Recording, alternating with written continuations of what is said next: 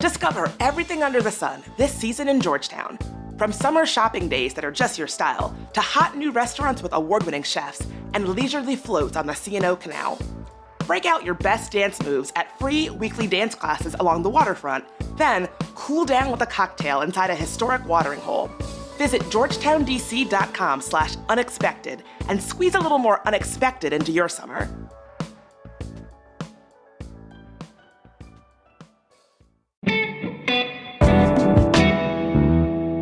Today on CityCast DC, we are talking about a NIMBY fight in the suburbs, pitting mental health advocates against disability rights activists. Contributor Dan Reed is here to chat about that. Plus, Washingtonian's Jessica Sidman joins us with a shocking report that she's done about race and dining in the city. Jess is also going to stick around and walk us through her list of fall restaurant openings that she is excited about.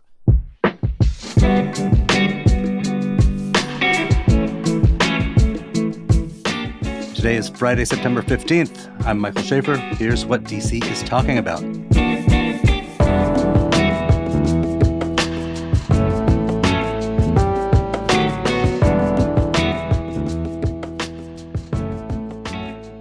Hey, Dan. How's it going? Good. Hey, Jess. Hey, how are you? I'm doing okay. So, Dan Reed, you usually talk about, or we usually talk together about DC or like Silver Spring, where you live. But you've got a story that you are fascinated with that's been in the news that takes place in Loudoun County. What's the deal? Yeah, so there's this big controversy going on in Loudoun County for the past couple of years, and it's about a company that provides basically mental health therapy to young people in a residential setting. They wanted to buy some land in an area south of Leesburg called Gleedsville, which is a fun thing to say. And neighbors, particularly, those who own big farms in the area, are fighting it on the basis that they're worried it will disrupt their neighborhood, that the young adults staying here are going to run amok in their community, and also that this is what they would describe as like a big corporate rehab company coming into their neighborhood. What actually is happening is, and what the controversy sort of like sits around, is this company, which is called Newport Healthcare, bought 3 houses on a piece of land. And the way that the county zoning laws work, you are not allowed to have, so many people in one place. Like, you can have a certain size of group home care facility. There are 3 houses on the property. And so Newport's argument is each house is a separate thing. And thus, with only 8 people in the house, it's like sits below the threshold that is like still allowable. It sounds like dry and like a weird technicality, but as an urban planner, these are the things on which planning law is based, right? Also next door there's another sort of institutional facility. I mean, it's not officially that, but will you explain that? Yeah, the next door to this site is a farm where young adults with developmental and intellectual facilities work on the land. And, part of the concern from this neighbor is that people from this group house facility would come over and, I guess, disrupt the farm activities or potentially like get into interactions with the people working on the farm. And things like the farm itself, people may have perceptions about what goes on there and who works there, right? So I think the owner of that farm is also saying that this isn't about otherizing people, right? Like, it's not about stigmatizing people, but rather, making sure that he can go about his activities without being disturbed. Since I assume most civilians are not versed in like the details of whether it constitutes one entity or 3, what's their real gripe? Is it like traffic? Is it safety? Is it both? Neither? There seems to be a safety argument, like that allowing young people with mental health issues into this community will endanger other residents. They're worried about traffic from the property. They're worried about their property values being diminished. These aren't unusual arguments. There's a term people like to use in the planning world called LULUs, locally undesirable land uses. And a lot of the arguments that people are making here in Loudoun County are very similar as to ones that have gone on in DC this past summer over plans to buy a dorm at George Washington University and turn it into housing for homeless families, right? Your young people will run amok. There will be crime. It'll hurt our property values. When ultimately, this is about giving people in need a place to stay that is safe and secure and comfortable, which are things that most people would like from a place where they live. Well, I don't know. Let me give you the counter argument. You liken it to people fighting against a facility for homeless people. People who are homeless have no crime, no affliction other than being too poor to afford a house. Maybe they often also have other things, just as lots of other people often have other things going on. In the case of these facilities, there's been a determination that they need to segregate them off from their regular lives and be in a special facility. And I don't know why. There's a lot of reasons why. Sometimes it's antisocial behavior towards strangers. Sometimes it's like harm to self. Who knows? But I don't think, if it's next door to you, like people are completely in the wrong of saying like, hey, this is a special use and I didn't sign up for it. No, I empathize with that. And as someone who lives next door to a food pantry, which does a lot of good for the community, but like can create external effects, right? Namely, trash, noise, people around. This is part of the challenge, right? Of being in community with other people, is that things have to go somewhere.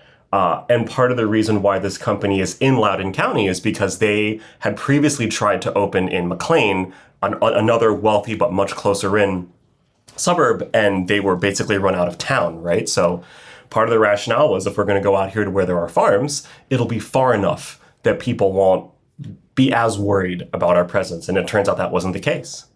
What do you think ought to happen?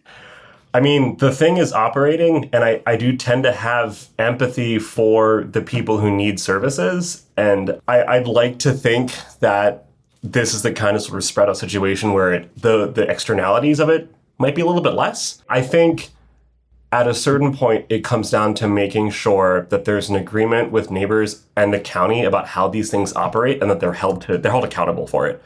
Ultimately, I think that's a solution, right? Like, if you're going to be allowed to operate here, you should do whatever you can to be a good neighbor. Wait, is there evidence that they're not? Residents claimed they saw a young person who was living at one of these residential facilities running away from it, like up the street and into another property. That seems to be the kind of thing that people will be pointing to as a concern, right? Because they don't know what people might do when they leave the property. So they saw a guy. They saw a young woman running from one place to another. Running from one place to another. Is that a crime in Loudoun County? No. So how much of this is just like, there's always stories in local media about these suburbs that are dealing uncomfortably with suddenly becoming a place where many more people live. And therefore, there are people who require mental health services. There are people who require, oil changes. There are people who require all kinds of things that didn't used to be there. And there is a system that is sort of unwieldy for deciding what goes where. And it is the kind of system that, because it happens in public, is often characterized by accusation and demonization and so on. Is there a better way of doing this? Or is this just sort of what we are consigned to deal with in our democracy? This is how American land use is set up, right? A lot of these decisions happen site by site. They happen in public. We have a system of zoning that says basically one use can only happen here and one use can only happen here. So I think short of throwing it out and starting all over, it's hard to necessarily change things like this or to avoid it, right? One answer is to give people less public input, which naturally people are going to be concerned about, right? It's one thing, I think, to say that maybe there should be less opportunities for the public to stop like an apartment building from being built. But when you get into more, I guess you could say more complicated activities that like might serve the public or might serve specific segments of the public or might have people coming and going in a way that's different than like a residential building or an office or something, it may demand a little bit more scrutiny.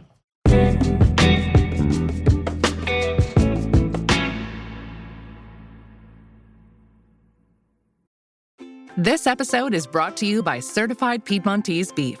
Listen up, foodies. Make your next meal even better with real Nebraska beef.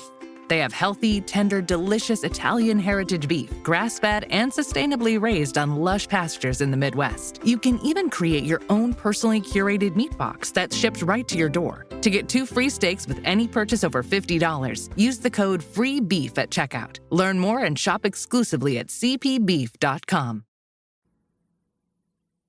So meanwhile, in town, Jessica Sidman, you are one of the great food writers for Washingtonian.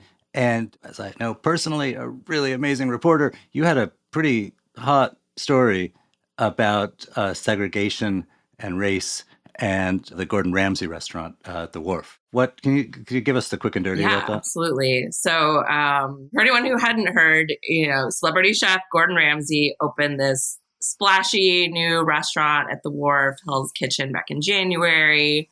It was a big deal. The mayor was at the ribbon cutting, etc. 9 months later, there's trouble. 11 employees walk out on Labor Day with accusations of a hostile and racist work environment. And there are two big allegations here. The first was, they say one of the managers was creating kind of this toxic environment, and they say, he'd make belittling comments and could be retaliatory, and that he would have these outbursts. They claim, that he punched a wall and more recently threw a ladder, and they didn't want to work with him anymore. So they walked out and said, we're not coming in until, he's sent home. In the middle of this, other allegations had previously surfaced, started boiling to the surface again, namely that one of the lead hosts of the restaurant had been racially segregating diners. So if you've ever watched Gordon Ramsay's show, there's a red team and a blue team, and the dining room kind of plays off of that color split. There's a red side and there's a blue side. The blue side, according to staff, is considered the better side because it has the waterfront views. And so that's where they put the VIP diners. And according to 6 current and former employees that I spoke with, this host would essentially seat mostly Black diners on the red side with the lesser views, which she allegedly called the quote unquote ghetto side, and mostly white diners on the blue side. Okay, did they tell you that this was like ordered from above, or that this person was directing other people to do the same, or was this just one person's thing? So the sources I talked to point to this one lead host, but all of these allegations and the segregation came to light internally in August. And the management of the restaurant said, okay, we're going to do an investigation. And they interviewed employees, and employees wrote written statements. But it seems the outcome of that was that, according to my sources, this host was just put on different duties, but she was still a host. So just to get this straight, a number of people see a pattern of like pretty horrific. I mean, like, just as a civilian coming to this, a boss who's kind of a dick, it seems like a pretty much a staple of the restaurant world, particularly the Gordon Ramsay world, if you've watched his show. But this other thing, a host who is engaging in illegal racial discrimination against clientele, that's less publicized. Maybe it is common too. But so these people complain about this pattern. They're told to deliver written reports. The written reports are delivered, and the person who they're talking about faces not especially onerous consequence. Right. I will say the restaurant, when I reached out to them, they say they're still investigating this matter, and that a source told me that, they're reviewing video footage, and so far they hadn't seen this discrimination. But 6 people who all say it was very blatant, and many of them were submitted written reports. All this would have stayed quiet if it hadn't been that these folks walked out over abusive, sort of more general and less, racialized abusive treatment by their boss. Right. And then I should say, they said, we don't want to work in the restaurant with this particular manager. At this point, the corporate HR gets involved and tells them, you're not handling this matter, your complaints, in the correct way. You are all suspended. Don't come back to the restaurant while we investigate this matter. Wait, sorry. The people who were suspended were the ones who complained about Yes. The employees who walked out with complaints of this racist, hostile environment are the ones who were suspended. And it was only after I reached out to the Ramsay group and started reporting this story that, they received another email saying, actually, you are allowed to come back to work as we continue our investigation. So big picture, how common is this in DC restaurants? It seems like it's the dirty secret of the dining world. Yeah, that's a very interesting question. And after the story was published, it was interesting to see. I mean, first of all, there are a number of diners on social media who said, oh, I was there and I said something to my husband, friend, like, why is it all Black people on this side? And I didn't think that much of it, but now I'm second guessing the whole thing. So there are clearly people eating at the restaurant who noticed. But the bigger thing that really stood out to me was how many people said, you know what, this is nothing new. This happens at a lot of restaurants. And, I think that will certainly be a topic of future reporting. If you're a Black person in DC or really anywhere, you know, this probably is not the first time you've heard about someone of color, getting a lesser table.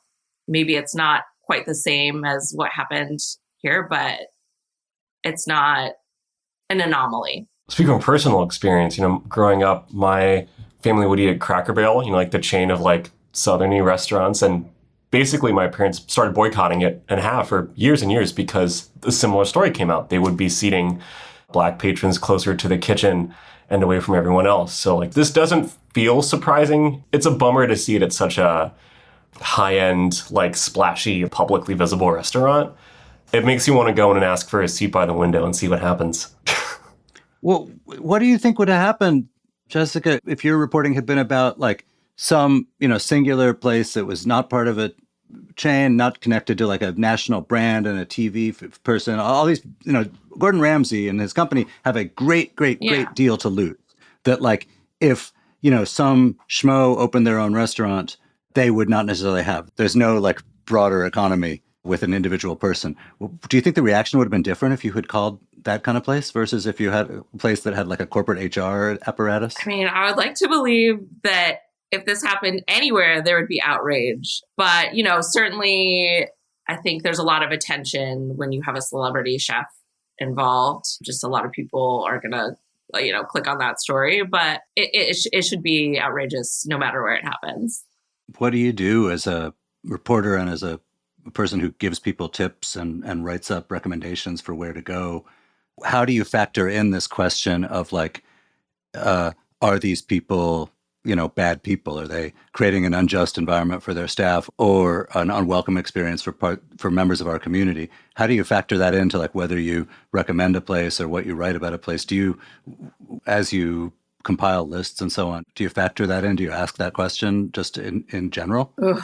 Shaker, this is a hot topic. I'm sure we've had many conversations about this in the past. It became a very big topic, obviously, during Me Too, and you had all these big name chefs and restaurateurs accused of sexual harassment or sexual assault. And do you review the restaurant? Do you put them on lists? And there have been different camps on this. Some people who say there's so many other people who make up the restaurant who are good actors and they shouldn't be punished for one person. And you can write about a place and mention the bad aspects, but still say good things about the food. There's another camp that says, there are so many great restaurants out here in general. Like, why give them any limelight at all? Focus on places that are doing good things. It is also tricky because as a reporter and sometimes critic, we don't know everything and it's hard to investigate every single restaurant that we might put on a best list to see how they treat their staff. Well, I think you can probably separate the questions. You were right about how you treat your staff. Mm-hmm. And I think the nature of the restaurant industry is there's just a lot of bad stuff happening to a lot of employees. But the question of what happens to the patrons is different. I mean, if you say 25% of the customers are discriminated against and shunted into a side room, you wouldn't be okay if it was like, well, only 25% of the customers got salmonella. Yeah, sure. They're supposedly investigating this matter, so we haven't really seen, what are they doing to fix this, right? So far, it's been kind of crickets. I haven't heard much. That does not sound super promising to me. But I would say right now, if someone's asking me for a recommendation of a restaurant, I'm not going to recommend Hell's Kitchen. Also we reviewed it previously, and my colleague Ann Limpert basically said, hey, Gordon Ramsay, like, you need to go in and fix your own kitchen because it needs help. There's also that part of it. So speaking of food and excellence, you and Anne put together a list of, I think, 27 restaurant openings this fall that you are excited about. Tell us what we, too, should be excited about. Okay, yes. I think I'll mention 2 that have opened already so people can start checking them out, and 3 that are coming soon. I would say the number one hot restaurant table to get right now is El Presidente in the Union Market area. This is a new modern Mexican restaurant from prolific restaurateur Steven Starr, who's the owner of Le Diplomat, very popular French restaurant you may have heard of. This is an ode to Mexico City, and it has very colorful, theatrical decor. I'd recommend, checking out some photos. It looks very cool. Another place that has just opened that I've been looking forward to for a long time is called The Square, which is a food hall. Yes, another food hall. So many food halls. They keep coming. This one is a little bit more on the high end. And it's from 2 alumni of Jose Andres's Think Food group, including one who was the chef at Mini Bar once upon a time, and another guy who basically, helped create Union Market and bring in a lot of the vendors there. So they've got a little bit of everything. They're hoping to kind of revitalize that downtown area where nobody's going because everybody's working remotely. So we'll see how that goes for them. But a few of the concepts have opened so far, and there are more that will be coming this fall and winter. And then what is to come? So another one that should be opening shortly that I'm also very excited about is called Haraya on H Street. And this one is a kind of a modern Filipino restaurant from a chef who had previously worked at Bad Saint and Hoagie Boy, which is kind of a more casual Filipino joint that has since closed. And he's going to be putting kind of a modern spin on some family recipes. I think there's going to be a tasting menu as well. That's one to watch.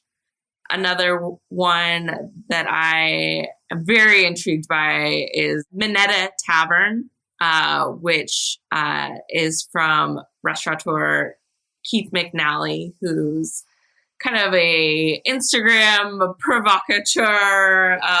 He has other restaurants in New York that are very popular, Salazar and Pastis, which is also coming to the DC area. But Minetta Tavern it's described as like a Parisian steakhouse meets classic New York City tavern.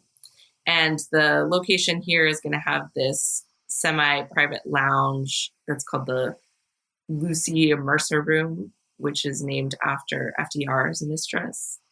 What does semi-private mean? I guess TBD on that. I don't know exactly, but I imagine like that it'll be like rented out a lot, but hopefully also open to the public. One other one that I'm very excited about is on the more casual end, probably. It's called Your Only Friend. And this is from the longtime beverage director of Columbia Room, which was the acclaimed cocktail bar that closed in Blagden Alley. He's known for very inventive cocktails. And during the pandemic, he started this sandwich pop-up called Your Only Friend. And just, really good stuff. One of my favorites is he has like a mortadella and mozzarella Italian sub that I think is just delicious. And he's going to be doing some fun drinks, kind of deli influence, like a celery gimlet or a rye red old fashioned. Wait, Dan, what on Jess's list is most appealing to you? I am pretty excited about San Pancho in Tacoma Park. It's from the people who own Cielo Rojo. In fact, it's the space that Cielo Rojo used to be in. They're moving up the street. And I'm super excited to see what they will do both with their food and also like to reinvent that space. Oh, Sidman, when you guys review this, will you take Dan Reed with you? Oh, yeah. If you want to come with, absolutely, Dan. Dope. Jessica, thank you so much for being here. Thank you for having me. Dan, always awesome to talk to you. Yeah, thanks for having me.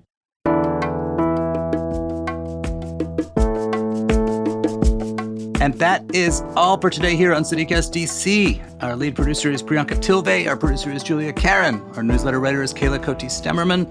Our production assistant is Susanna Brown. And our hosts are Bridget Todd and me, Michael Schaefer from Politico. Music is by Alex Roldan. If you enjoyed the show, tell someone who loves trying new restaurants. We'll be back Monday morning with more news from around the city. Bye. If you enjoyed the show. Oh, you guys with this thing. If you enjoyed this show, please give us a way to end it.